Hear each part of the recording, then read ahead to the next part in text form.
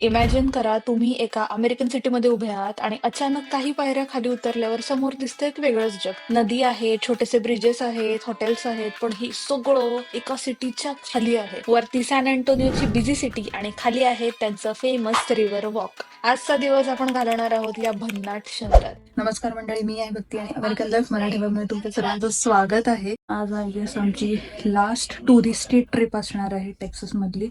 So आज आपण चाललेलो आहोत टेक्सास मधल्या द मोस्ट फेमस स्पॉटला. आता स्पॉट जो टेक्सासमध्ये आल्यावर कोणीच मिस करू नये. So we are going to San Antonio river walk. Let see कसं आहे ते ब्लॉग शेवटपर्यंत नक्की बघा. चलो.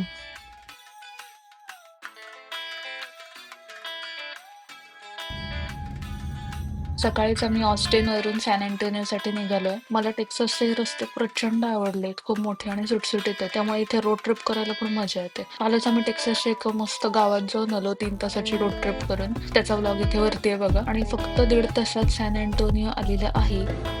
ब्लॉगर पुढे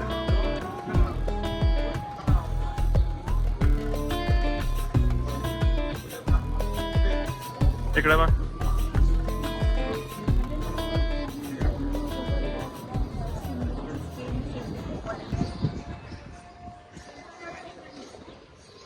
हो,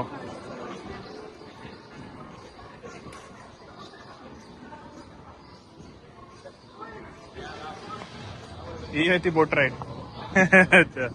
इथे वाईब खूपच वेगळी आहे, असं मेक्सिको किंवा स्पेन मध्ये आल्यासारखं वाटतंय बघा. हे आहे सॅन अँटोनियो रिव्हर वॉक. या सिटीच्या एक लेवल खाली आहे हे, म्हणजे रस्त्याच्या ऍक्च्युअल खाली आहे. सो वेगळं जग असल्यासारखं वाटतंय.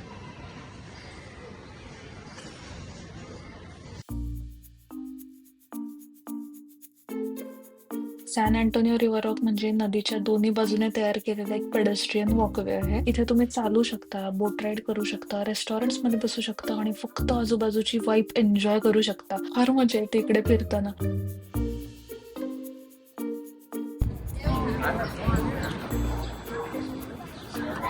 हा आहे टॉवर ऑफ अमेरिका.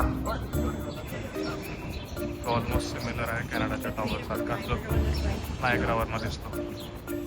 पण आता एक इंटरेस्टिंग फॅक्ट सांगते बघा.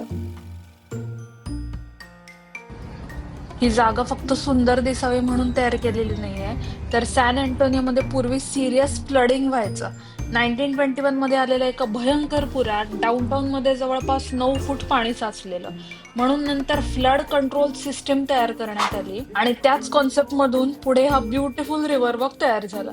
म्हणजे आज जिथे आम्ही उभे आहोत आरामात फिरतोय, ते एकेकाळी फ्लड कंट्रोल प्रॉब्लेमचं इंजिनिअरिंग सोल्युशन होतं.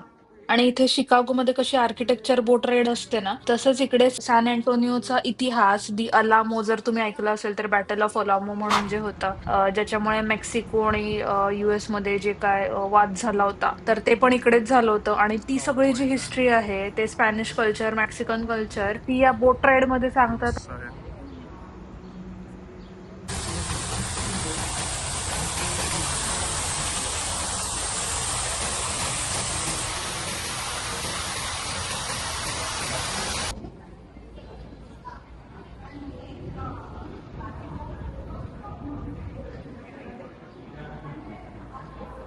ते सगळे कुलप लावायचे बरंच ट्रेंड दिसत आहे.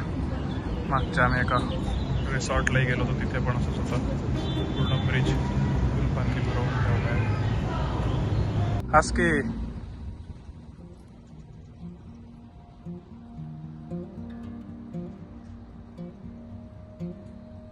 इथल्या या बिल्डिंग्स बघा, एकदम असं स्पॅनिश आर्किटेक्चर आहे, खूप सुंदर वाटते. आणि स्टोनच्या आहेत सगळ्या बिल्डिंग्स. चर्चेस वगैरे पण आहेत इकडे. हे इकडे एक मोठं चर्च आहे बघा.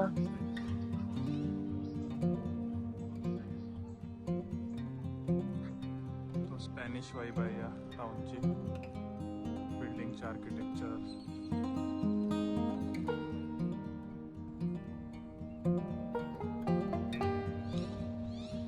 इथे असं 4-5 मैल फिरता फिरता संध्याकाळ कधी झाली ते कळलंच नाही. आणि आता इतकं सगळं फिरल्यावर ऑब्व्हियसली डोक्यात एकच गोष्ट आहे, खाणं. तर रिव्हर वॉकच्या दोन्ही बाजूला इतके सुंदर रेस्टॉरंट्स आहेत ना, की कुठे जाऊ आणि कुठे नाही कळतच नाही. आणि इथे मेक्सिकन आणि टेक्समेक्स फूडचं इतकं स्ट्रॉंग कल्चर आहे की सॅन अँटोनियोला UNESCO creative city of gastronomy म्हणून रेकॉग्निशन मिळालंय.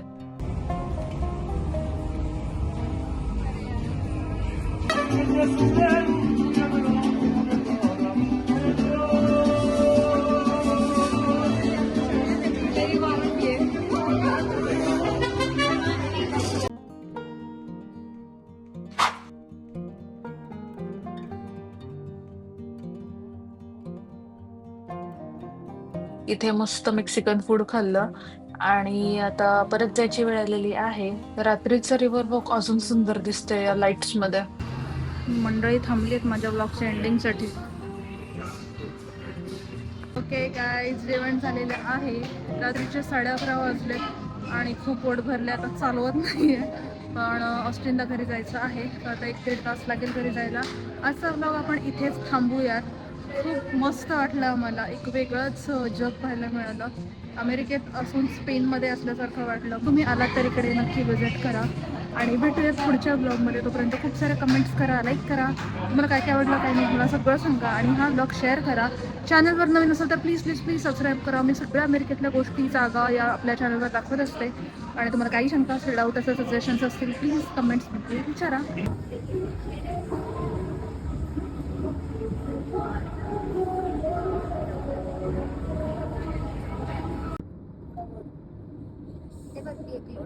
आता 2 दिवसात बोस्टनला परत जायचंय. तर जाता जाता एक टेक्सास एक्सपिरियन्स, शेवटचा टेक्सास एक्सपिरियन्स तर बनतोच. आम्ही थांबलो या HEB मध्ये. आता टेक्सासमध्ये HEB म्हणजे लिटरली एक वेगळीच गोष्ट आहे. इतकं मोठं ग्रोसरी स्टोअर आहे हे, होलसेल मार्केट, कॉस्टको सारखं. इथे ग्रोसरी पासून snacks, bakery, ready to eat food सगळं सगळं मिळतं. आणि बॉस्टनमध्ये ग्रोसरी शॉपिंग करताना ज्या काही गोष्टी महाग वाटतात ना, त्याच्या तुलनेत इथे सगळे प्रोडक्ट्स आम्हाला खूप अफोर्डेबल वाटले. म्हणजे मोठं आहे, भरपूर व्हरायटी आणि प्राइसेस पण रिझनेबल आहेत. टेक्सासमध्ये राहणाऱ्यांसाठी HEB आहे तर खरंच गो टू स्टोअर वाटतं.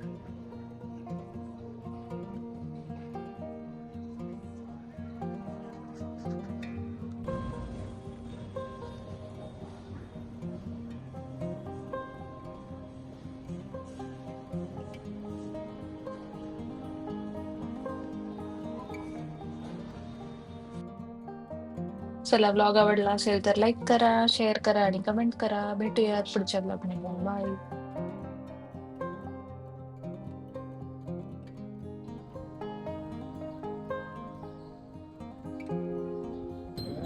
हे लोक डिनर करतायत.